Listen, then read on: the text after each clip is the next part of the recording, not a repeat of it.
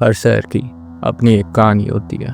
एक ऐसी कहानी जिसे लोग भूलना चाहते हैं लेकिन वो शहर उसे याद रखता है।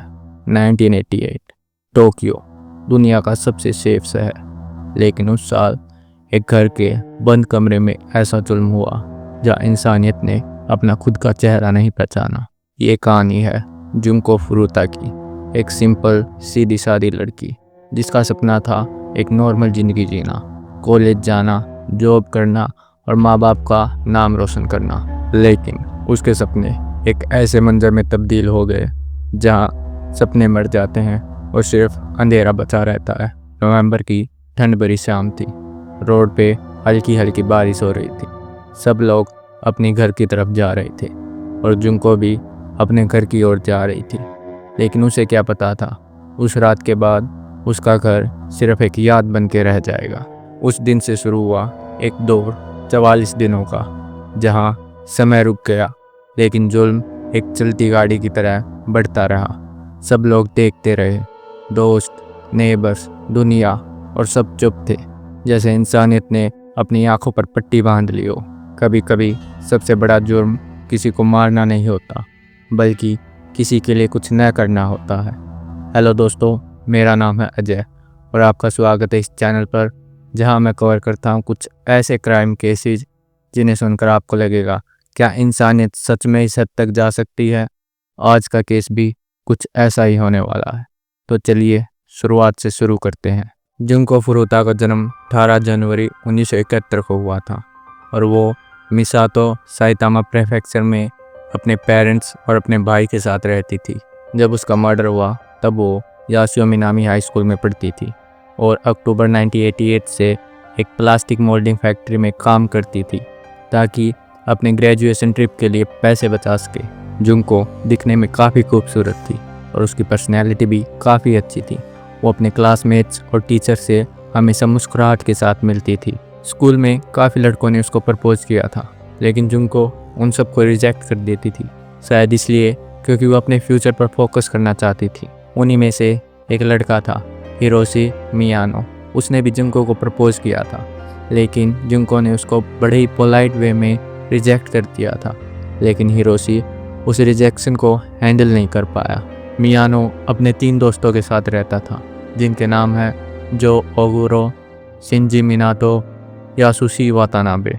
समर 1988 इन चारों ने अपना स्कूल ड्रॉप आउट कर दिया और याकुजा बनकर ऑर्गेनाइज क्राइम में इन्वॉल्व होने लगे। उन्होंने शिंजी मिनातो के घर को, जो अडाची में था, अपना हैंगआउट बना लिया। अक्टूबर से शुरू करके उन्होंने purse snatching, car theft, assault और रेप जैसे कई क्राइम किए। 8 नवंबर को ग्रुप ने एक 19 ईयर ओल्ड वुमन को किडनैप किया और अडाची के एक होटल में ले जाकर उसके साथ गैंग रेप किया। लेकिन ये क्राइम उन्हें सबसे महंगा पड़ गया क्योंकि इसी क्राइम ने आगे चलकर उनके सारे क्राइम्स का खुलासा किया। 25 नवंबर 1988 की शाम को मियानो और मिनातो टाउन में अपनी मोटरसाइकिल पर घूम रहे थे। उनका इंटेंशन था लोकल वुमन को लूटना और उनके साथ रेप करना। उसी समय उन्होंने जुंको को स्पॉट किया जो अपने पार्ट टाइम जॉब से घर जा रही थी।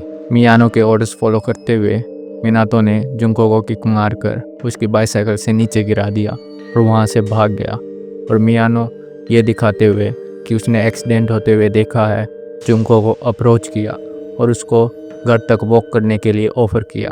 ट्रस्ट जीतने के बाद मियानो जुंको को एक वेयर हाउस में ले गया जहाँ उसने बताया कि वो एक याकुजा मेंबर है और वो उसको तभी छोड़ेगा जब वो उसके ऑर्डर्स फॉलो करेगी। उस रात मियानो जुंको को एक टैक्सी में बिठाकर अदाची के एक होटल में ले गया जहाँ उसने उसका रेप किया। उसके बाद उसने मिनातो के घर फ़ोन किया और ओगुरो को जुंको के बारे में ब्रैग करते हुए बताया। ओगुरो ने उससे जुंको को जाने नहीं देने के लिए कहा। 26 नवंबर की सुबह सुबह मियानो जुंको को होटल के पास वाले पार्क में ले गया जहाँ उसके तीनों दोस्त उसका इंतज़ार कर रहे थे। उन्होंने जुंको को बताया कि वो सब याकुजा मेंबर हैं और उन्हें पता है कि वो कहाँ रहती है और अगर वो उनकी बात नहीं मानेगी तो याकुजा उसकी फैमिली को मार देंगे। जुंको डर गई और उसने उनकी बात मानने के लिए एग्री किया। तब वो जुंको को मिनातो के अडाची वाले घर में ले गए जहां उन्होंने जुंको को 40 दिन तक कैप्टिव रखा और उसके साथ गैंग रेप करते रहे। 27 नवंबर को जुंको के पेरेंट्स ने पुलिस में कंप्लेन की और इन्वेस्टिगेशन स्टार्ट करवाई, लेकिन मियानो और उसके दोस्तों को इस इन्वेस्टिगेशन के बारे में पता चल गया, तो उन्होंने जुंको को अपने पेरेंट्स को फ़ोन करने के लिए फोर्स किया और उनको ये कहने के लिए कहा कि वो घर से भाग गई है, अपने दोस्तों के साथ है और सेफ है। इसके बाद पुलिस ने इन्वेस्टिगेशन को ड्रॉप कर दिया। जब मिनातो के पेरेंट्स घर होते थे तो वो जुंको को फोर्स करते थे कि वो उसकी गर्लफ्रेंड की तरह एक्ट करे, लेकिन उन्होंने जल्द ही ये गर्लफ्रेंड वाला प्रीटेंस ड्रॉप कर दिया क्योंकि उन्हें यकीन हो गया था कि मिनातो के पेरेंट्स उनकी पुलिस में कंप्लेन नहीं करेंगे। पेरेंट्स ने बाद में क्लेम किया कि उन्होंने इसलिए इंटरवीन नहीं किया क्योंकि वो अपने बेटे से डरते थे, जो उनके प्रति हर रोज़ वायलेंट होता जा रहा था। 28 नवंबर को मियानो और उसके दोस्तों ने मिलकर जुंको के साथ गैंग रेप किया और उस दिन से शुरू हुआ एक ऐसा दौर जिसके बारे में बताते हुए किसी की भी रूह कांप जाए। मियानो ने अपने दोस्तों को बताया और उसके दोस्तों ने अपने दोस्तों को, और टोटल 100 से भी ज़्यादा लोगों ने जुंको का रेप किया। उन्होंने जुंको को टॉर्चर किया। वो जुंको पर गर्म वैक्स टपकाते थे, कभी उसकी थाइज तो कभी एंकल्स को जलाते थे और उसके प्राइवेट पार्ट में कभी मेटल रोड तो कभी ग्लास बोतल डालते थे। एक बार जब जुंको ने एस्केप करने की कोशिश की तो पकड़े जाने पर उन्होंने जुंको को इतना मारा कि उसका पूरा फेस सूज गया था। वो जुंको को अल्कोहल और सिगरेट पीने के लिए फोर्स करते थे और जब उनका मन करता था तब वो उसको पीटते थे। जुंको की हालत इतनी ख़राब हो चुकी थी कि वो अपने कैप्टर से बार बार उसकी जान लेने के लिए कहती थी। दिसंबर में जो जुंको के साथ हुआ वो और बढ़ता जा रहा था। उसकी बॉडी माल नरिश्ड हो चुकी थी क्योंकि उसको खाने के लिए सिर्फ थोड़ा सा फूड और दूध दिया जाता था, जिसके कारण उसकी बॉडी इतनी वीक हो चुकी थी कि वो टॉयलेट के लिए भी नीचे नहीं जा सकती थी। बार बार पीटे जाने के कारण उसका मुंह पूरा सूज चुका था और उसके घाव से एक गंदी स्मेल आनी स्टार्ट होने लगी थी। 4 जनवरी 1989 को एक गेम में हारने के बाद मियानो ने जुंको पर अपना गुस्सा निकालने का डिसाइड किया। उसने एक कैंडल जलाई और उसका वैक्स उसके फेस पर टपकाना शुरू किया। उसने 2 छोटी कैंडल्स जलाई और उसकी आईलिड्स पर रखी और उसको अपना यूरिन पीने के लिए फोर्स किया। उसने जुंको को उठाया और किक मारा और वो एक स्टेरियो यूनिट पर जा गिरी, जहाँ उसको कन्वल्सन होने लगे। उनके हाथ पर खून ना लगे इसलिए उन्होंने अपने हाथ प्लास्टिक बैग से कवर किए और जुंको को मारना शुरू किया। उन्होंने जुंको को एक मेटल बॉल से मारा और उस बॉल को बार बार उसके एब्डोमेन पर गिराया। मियानो ने लाइटर फ्लूइड जुंको की बॉडी पर डाला और उसको आग लगा दी। जुंको ने आग बुझाने के वीक अटेम्प्ट्स किए, लेकिन कुछ देर बाद उसने मूव करना बंद कर दिया। ये टॉर्चर लगभग 2 घंटे तक चला और सुबह 10 बजे के आसपास उसकी डेथ हो गई। 24 घंटे से भी कम समय में उन्होंने बॉडी को डिस्पोज करने का डिसीजन लिया। उन्होंने जुंको की बॉडी को एक ब्लैंकेट में लपेटा और उसको एक ट्रैवलिंग बैग में डाला। उस बैग को एक ड्रम में डालकर ऊपर से वेट कॉन्क्रीट डाल दिया और उस ड्रम को वो एक कंस्ट्रक्शन साइट पर छोड़ आए। अर्ली 1989 में मियानो और ओगुरो को पुलिस ने एक 19 ईयर ओल्ड वूमन के रेप के केस में पकड़ लिया। ये वही वूमन थी जिसका रेप इन्होंने जुंको से पहले किया था। जब पुलिस ने मियानो के साथ इंटेरोगेशन की तो उसे लगा कि ओगुरो ने पुलिस को जुंको के बारे में बता दिया, तो वो पैनिक करने लगा और जुंको के बारे में पुलिस को बताना शुरू कर दिया। स्टार्टिंग में पुलिस कंफ्यूज थी क्योंकि पुलिस ने उन्हें किसी और क्राइम के लिए पकड़ा था।